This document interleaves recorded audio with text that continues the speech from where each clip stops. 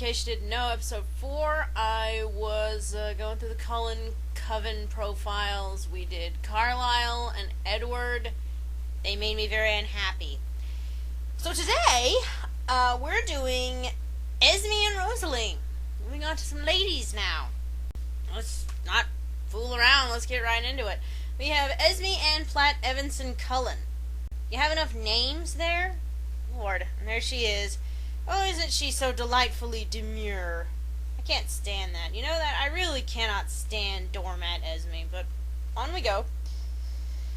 Alright, there's her name. Born in 1895, changed at age 26. Oh, her life is over. No wonder she tried to kill herself. She was 26 years old. Oh, terrible. Originally from Columbus, Ohio. Hair color, caramel brown. Can't you just say light brown? She really had brown eyes as a human. Brown. 5'6". Small body, slender but curvy. Well, you didn't tell that to the artist, obviously. She has degrees in architecture and art and has also studied photography.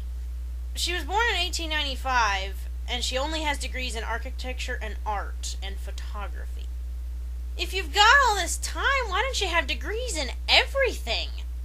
That's what I don't get. They just limit themselves to only these specific degrees. Why? I would have a degree in everything.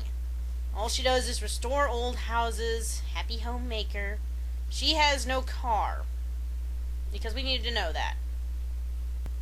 Alright, time to move on to the personal history.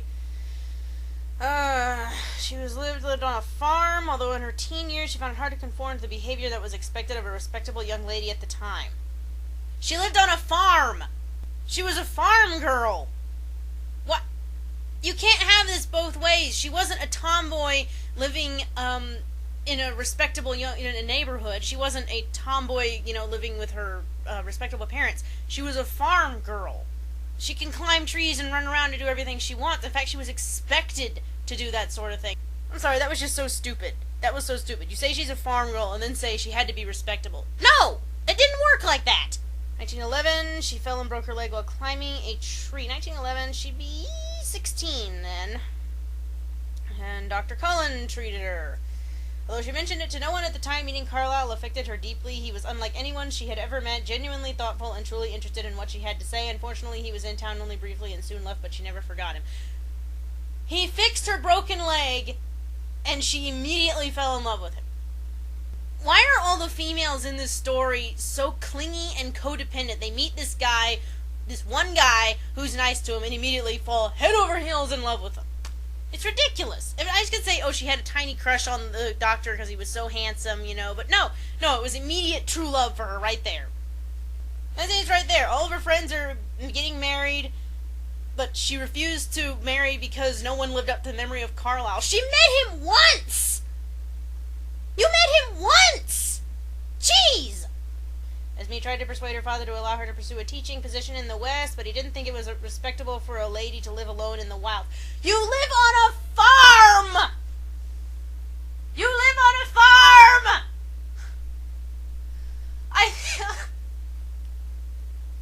I've barely been recording 5 minutes and I'm already losing my mind. Oh, God. Send help! Oh. Oh, I've got to calm down. Moving on.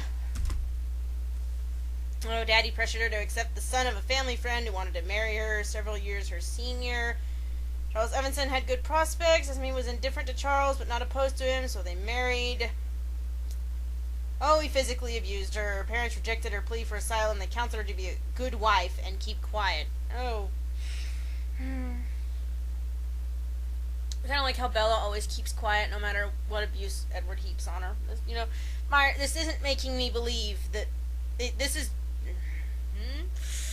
I cannot gather my thoughts. I'm sorry. This is driving me crazy. This is a poor history. When Charles left to fight in World War I, enormous relief, but when he returned, he was a nightmare. Knocked her up, so she ran off to Milwaukee, Wisconsin. Husband chasing her all across the country. She ran away to Ashland, Wisconsin. Posing as a war widow in order to support herself, Esme pursued her old dream of being a school teacher. You know what? I have to comment on this. Why are all the women in these stories just teachers? You know, on the one hand, it could be Meyer projecting her, oh, I wanted to be a teacher, or I think I'm a good teacher mentality she's got going. But Renee was a teacher. Esme wanted to be a teacher, even though we saw no evidence of this. Bella, she hinted Bella should be a teacher. I mean, why do all the women have to be teachers? She loved the unborn child more than her own life, because that is all you're good for, ladies. You better love that unborn child more than your own life. Doesn't matter what it is, doesn't matter what's happening, etc., etc., etc. Meyer, I know a lot of women do. I know I probably would. But you're just rampant belief pushing now. Again. 2 days after her son was born, he died of lung fever. Feeling as if she'd lost everything, Esme walked to a cliff outside town and jumped. Walked to a cliff outside Ashland, Wisconsin. Is it just me, or does Ashland look really, flat? You could have chosen anywhere else, Meyer, to give her a cliff to jump off of, but you chose Ashland, Wisconsin. So Carlisle turns her for no other reason than he was hard up, because Edward wouldn't put out, I guess? I don't know. Turned her into a vampire in order to save her life. Yes, she clearly wanted to live because she committed suicide, obviously. She was not as upset as expected. Isn't that convenient? Oh my god! Adjusting to her new vampire nature had its challenges, and there were times when the call of human blood was too strong to resist.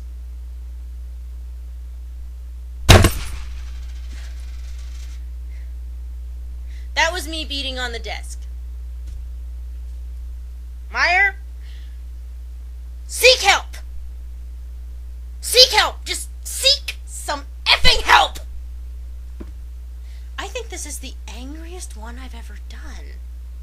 Just a note. I think I'm angry, guys. Do you think I'm angry? I think I'm angry. For long, they married. She never lost her maternal instincts. Although to the Cullens, she automatically fell into the mothering role with Edward. We all know about the mothering role with Edward he's got. That's creepy. Famous quotes, not going to bother with them. Quote from Meyer. They ended up being vampires in the way they are because I have strong opinions on free will. No matter what position you're in, you always have a choice. So I had these characters who were in a position where traditionally they would have been the bad guys, but instead they chose to be something different, a theme that has always been important to me. Yeah. You just go on about free will and choice, and then basically say Carlisle changed Esme without offering her a choice. That's not logical. And stop going on about free will when it's more than obvious you have all this BS predestination, oh true love soulmate thing going in your books. Screw you! You just wrote up there casually saying, oh yeah, Esme killed people too. Just threw it out there. But show she's happy because she's got Carlisle. I'm gonna have a complete breakdown before this is all over. Because guess who's next? Now we have to do Rose. I need to calm down. I really need to calm down. I'm having a complete snit here. Oh, I'm sorry, guys. Let's just move on. It's time for Rosalie. And don't worry, I've got some closing thoughts on both of these as a whole, so don't worry. I'm going to bring something up that I know a whole lot of you have spotted about Esme and the Carlisle thing, so but just hold off, okay? Time for Rosalie. Rosalie Lillian Hale. There she is. I hope Alice isn't... it's probably Alice who dressed her up like that. Very nice. You have to make her look as sneering and nasty as possible. All haughty and arrogant, because that's all she's good for, right? Hello, Rose. Good to see you. 1915 when she was born. Changed at age 18. Lived in Rochester, New York. Golden blonde. Just say blonde. And Rosalie is not a dude.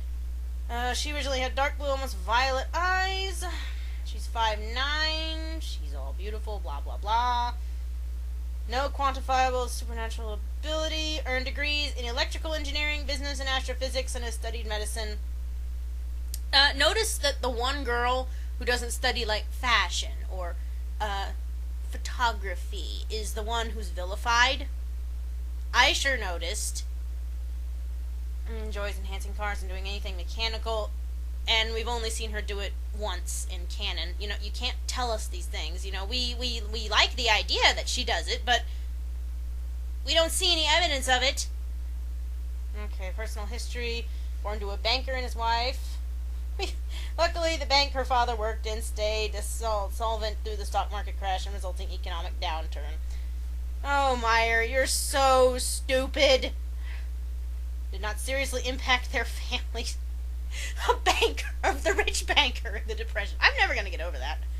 What do you think the Depression was? Just the stock market crash? No, it was the stock market crashed, yes, but it was a huge banking failure, too. You complete brainless moron! Okay, I just went over and stuck my face in my cat's little fuzzy belly. He purred at me. I feel better now. Moving on. Hey, when my parents wanted to move to higher social circles, notice it's like kind of a high-class repeat of what Esme was going through. Notice that? You notice that? We want to use our daughter to, we want to make her the respectable wife. It's not respectable that she be a teacher out in the wild frontier. No, we want her to, marry well. And, oh, look, Rosalie's doing the same thing. Hoped her loveliness would open the doors for them. Yes, whore your daughter out. That's a good way to think of things. Blah, blah, blah. We envy Vera and her beautiful baby boy. She wants a husband and baby of her own because that's all she wants. That's it. Royce King. This sounds exactly like how Rose describes it in canon, and I hate that chapter. Assaulted and raped Rosalie and abandoned her in the road. Yeah, the road that was well lit and in the middle of town. Moments later, Carlisle Cullen found Rosalie and transformed her to save her life. He hoped that Rosalie might make a suitable companion for Edward. You like that so much you have to repeat it? Oh, that's great. That's real great. And tortured them to death. She didn't drink their blood. She was repulsed by the idea of having any part of them inside her. Okay, you know what? She used that exact phrase in Midnight Sun. That's what Edward says about Lorenzo Wallace, the guy who was going to rape Bella. Except with him, it just sounded so flamingly gay. With Rosalie, that actually kind of has a good, decent turn of phrase there. She was raped by this guy, and then you use that there. Personally, I don't even think she realized what she wrote. She was unhappy with her vampire life. She missed her human family greatly. More than that, the chance to have what she most longed for, a husband who loved her and a baby of her own, had been taken from her along with her humanity. You know what? I'm going to save it. Cullen's living in Tennessee. Discovered Emmett McCarty being mauled by a bear in the woods. Something about the man reminded Rosalie of her friend Vera's young son. Rosalie didn't want him to die. That sounds a lot better than the way Rosalie described it in canon. It really does, because the way she described it in canon, it's like, oh, I fell in love with him instantly because he reminded me of a little bit 2-year-old boy that I once wanted, as a son. That's creepy. She hated her own vampire existence and knew her request was selfish and asked Carlisle to do it anyway. Emmett didn't see her as selfish, fell in love with her, easily adapted. They married, do so repeatedly over the decades. Emmett loves making her happy. They sometimes live as a couple apart from the rest of the Cullen family. Good on them! Okay, and that's it. That's those two. Okay, I'm contemplating adding a third, because I'm only like 17, and I'm gonna 17 minutes in the recording, and I know I'm gonna cut out silence. Yeah, I'm gonna add Emmett real quick, because I have an odd number of Cullens, so I figure Emmett would be he has a short section, so I'll tell you. Emmett McCarty Cullen, born 1915, changed at age 20. He's from Gatlinburg, Tennessee. He has dark brown hair, blue eyes as a human. He's 6'5", imposing frame, tall. He has dimples when he smiles. Thank you. His face has an innocent quality not often seen in a grown man. Would you stop with the baby imagery? My God! He's never finished any particular degree, preferring instead to move quickly from one subject that interests him to the next. Can this guy get any more awesome? That rules! That's exactly what I know Hyde and I would do. We wouldn't really just, if you have all the time in the world, we wouldn't just go for any degree. We'd just take classes we liked and just go for it. That's awesome. Most competitive sports and games, anything that involves a physical challenge. Give Edward a swirly, please. And of course, we know his car, the Wrangler. There's Emmett's picture. You already saw it. Oh, I love Emmett. Seriously, I can't get enough of Emmett. I will always love Emmett. Okay, personal history. Part of a large Scotch-Irish family. He had a wild adolescence. Never wanted to worry about the consequences. He ran with a wild crowd that drank, gambled, and womanized. Oh, God forbid! Always a help to his family. Excellent hunter and woodsman. Always kept the McCarty supplied with game. He was out on a hunting trip in the Smoky Mountains. He was attacked by a large black bear. I smell retcon. No, Meyer. You've repeatedly said everywhere that it was a grizzly. You said it was a grizzly that killed him, and I think you just tried to retcon it in this little guide because you had a bunch of people saying, grizzlies were never in Tennessee. Oh, you think you can fool me like this? 'Cause you can't. I've read a whole lot of your stuff. You said grizzly bear. That was a huge part of his characterization in canon. He always goes after grizzly bears because one killed him. Oh my God, you're so stupid, Meyer.